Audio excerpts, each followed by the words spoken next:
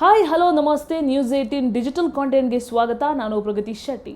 ರಾಜ್ಯಾದ್ಯಂತ ಮಳೆ ಅಬ್ಬರ ಶುರುವಾಗಿದೆ. ಇನ್ನೆಷ್ಟು ದಿನಗಳ ಕಾಲ ಇದೇ ರೀತಿಯಾದಂತಹ ಮಳೆ ಇರುತ್ತೆ, ವೆದರ್ ಅಪ್ಡೇಟ್ ಏನಿದೆ, ಈ ಎಲ್ಲ ವಿಚಾರಕ್ಕೆ ಸಂಬಂಧಪಟ್ಟ ಹಾಗೆ ಈ ವಿಡಿಯೋದಲ್ಲಿ ನಾನು ನಿಮಗೆ ಒಂದಷ್ಟು ಅಪ್ಡೇಟನ್ನು ಕೊಡ್ತಾ ಹೋಗ್ತೀನಿ.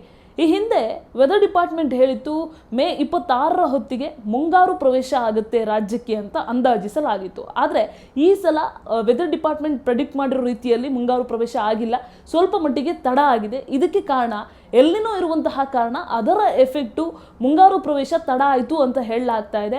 ಕೇರಳವನ್ನೇ ಜೂನ್ 4ಕ್ಕೆ ಮುಂಗಾರು ಪ್ರವೇಶ ಆಗಿರುವಂಥದ್ದು, ಅದರ ಎಫೆಕ್ಟು ಅಂದರೆ ಮುಂಗಾರು ಎಂಟ್ರಿ ಆಗಿರೋದ್ರಿಂದ ಅಧಿಕೃತವಾಗಿ ಮಳೆಗಾಲ ಆರಂಭ ಅಂತ ಆಗುತ್ತೆ. ಸೊ ಈ ಮಳೆಗಾಲದಲ್ಲಿ ಈಗಾಗಲೇ ರಾಜ್ಯಾದ್ಯಂತ ದೊಡ್ಡ ಮಟ್ಟದಲ್ಲಿ ಮಳೆ ಆಗ್ತಾ ಇದೆ. ದಕ್ಷಿಣ ಕನ್ನಡ ಉಡುಪಿ ಭಾಗಕ್ಕೆ ಹೋದರೆ ಹೊರಗಡೆ ಬರೋದಕ್ಕೆ ಸಾಧ್ಯ ಆಗ್ತಾ ಇಲ್ಲ, ಅಷ್ಟರ ಮಟ್ಟಿಗೆ ಮಳೆ ಆಗ್ತಾ ಇದೆ. ಇವತ್ತು ಕೂಡ ಆರೆಂಜ್ ಅಲರ್ಟ್ ಇತ್ತು, ಇನ್ನೂ 3 ದಿನಗಳ ಕಾಲ ಅಂದರೆ ಇವತ್ತು ಕೂಡ ಆರೆಂಜ್ ಅಲರ್ಟ್ ಇತ್ತು, ನಾಳೆ ಕೂಡ ಇನ್ನು 3 ಜಿಲ್ಲೆಗಳಿಗೆ ಆರೆಂಜ್ ಅಲರ್ಟ್ ಅನ್ನು ಕೊಡಲಾಗಿದೆ. ದಕ್ಷಿಣ ಕನ್ನಡ, ಉಡುಪಿ, ಉತ್ತರ ಕನ್ನಡ ಈ 3 ಜಿಲ್ಲೆಗಳಿಗೂ ಕೂಡ ನಾಳೆ ಆರೆಂಜ್ ಅಲರ್ಟ್ ಅನ್ನು ಕೊಡಲಾಗಿರುವಂಥದ್ದು. ಆರೆಂಜ್ ಅಲರ್ಟ್ ಅಂದ್ರೆ ಮಳೆಯ ಪ್ರಮಾಣ ಜಾಸ್ತಿ ಇರುತ್ತೆ, ಸಿಕ್ಕಾಪಟ್ಟೆ ಮಳೆ ಬರುತ್ತೆ ಅನ್ನುವಂತಹ ಎಚ್ಚರಿಕೆಯನ್ನ, ಸೂಚನೆಯನ್ನ ಹವಾಮಾನ ಇಲಾಖೆ ಕೊಟ್ಟಿದೆ. ಅಂದ್ರೆ ಈ ಮೀನು ಹಿಡಿಯೋದಕ್ಕೆ ಅಂತ ಸಮುದ್ರಕ್ಕೆ ಇಳಿತಾರಲ್ಲ, ಅಂತವ್ರು ಯಾರು ಕೂಡ ಸಮುದ್ರಕ್ಕೆ ಇಳಿಬಾರದು ಅನ್ನುವಂತಹ ಸೂಚನೆ ಕೊಡಲಾಗಿದೆ. ಇದನ್ನು ಹೊರತುಪಡಿಸಿ ಜಿಲ್ಲಾಡಳಿತದಲ್ಲೂ ಕೂಡ ಒಂದಷ್ಟು ನಿಯಂತ್ರಣವನ್ನ ಮಾಡಲಾಗಿದೆ. ಮಳೆಗೆ ಸಂಬಂಧಪಟ್ಟ ಹಾಗೆ ಸೂಚನೆಯನ್ನ ಕೊಡಲಾಗಿದೆ.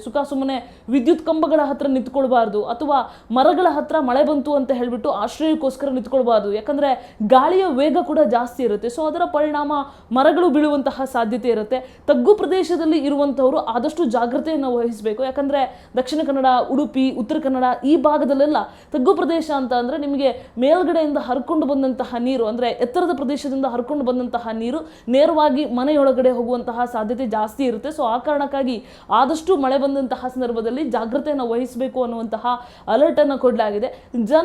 ಜಾನುವಾರುಗಳನ್ನ ಅಂದ್ರೆ ಜನರು ಹೇಗೆ ತಮ್ಮ ಆರೋಗ್ಯವನ್ನು ಕಾಪಾಡಿಕೊಳ್ತಾರೋ ಅದೇ ರೀತಿಯಾಗಿ ಜಾನುವಾರುಗಳನ್ನು ಈ ಸಂದರ್ಭದಲ್ಲಿ ಕಾಪಾಡಿ ಅನ್ನುವಂತಹ ಸೂಚನೆಯನ್ನು ಕೂಡ ಕೊಡಲಾಗಿದೆ. ಹಾಗೆ ಸಮುದ್ರಕ್ಕೆ ಯಾವುದೇ ಕಾರಣಕ್ಕೂ ಈ ಸಂದರ್ಭದಲ್ಲಿ ಇಳಿದೇ ಇದ್ರೆ ತುಂಬಾ ಒಳ್ಳೆಯದು ಅನ್ನುವಂತಹ ಅಲರ್ಟ್ ಅನ್ನು ಕೊಡಲಾಗಿದೆ.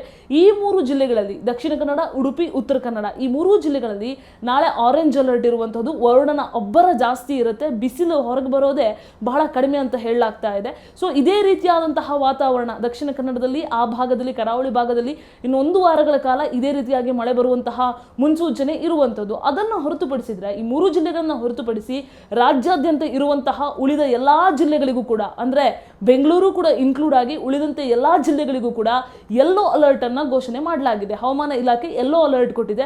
ಸೊ ಯೆಲ್ಲೋ ಅಲರ್ಟ್ ಅಂದ್ರೂ ಕೂಡ ಸಾಧಾರಣದಿಂದ ಮಧ್ಯಮವಾಗಿ ಮಳೆ ಬರುವಂತಹ ಸಾಧ್ಯತೆ ಜಾಸ್ತಿ ಇರುತ್ತೆ.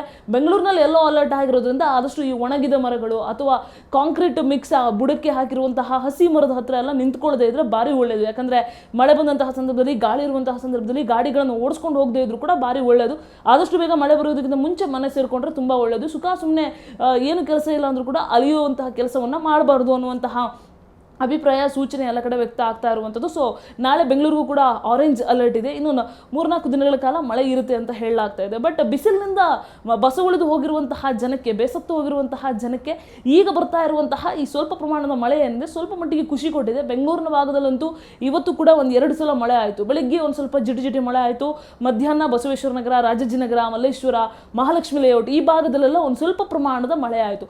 ಇದೇ ರೀತಿಯಾದಂತಹ ವಾತಾವರಣ ಇದ್ರೆ ಸಾಕಪ್ಪ ಅಂತ ಜನ ಕೂಡ ಆಸೆ ವ್ಯಕ್ತಪಡಿಸ್ತಾ ಇದ್ದಾರೆ. ಅಂದ್ರೆ ಅತಿಯಾದ ಶೆಕೆನೂ ಬೇಡ, ಅತಿಯಾದ ಮಳೆನೂ ಬೇಡ, ಈ ರೀತಿಯಾಗಿ ಸ್ವಲ್ಪ ಮಳೆ ಬಂದು ಹೋದ್ರೆ ಸಾಕು ಅಂತ ಹೇಳ್ತಾ ಇದ್ದಾರೆ. ಬಟ್ ಇದೇ ರೀತಿಯಾದಂತಹ ವೆದರ್ ಇನ್ನೊಂದು 2-3 ದಿನಗಳ ಕಾಲ ಕಂಟಿನ್ಯೂ ಆಗುತ್ತೆ. ಆದಷ್ಟು ಮಳೆ ಬಂದಂತಹ ಸಂದರ್ಭದಲ್ಲಿ ನಿಮ್ಮ ಜಾಗ್ರತೆಯನ್ನ, ನಿಮ್ಮ ಆರೋಗ್ಯವನ್ನ ಕಾಪಾಡಿಕೊಳ್ಬೇಕು ಅಂತ ವೈದ್ಯರು ಕೂಡ ಜನರನ್ನ ಎಚ್ಚರಿಸುವ ಪ್ರಯತ್ನ ಮಾಡಿದ್ದಾರೆ.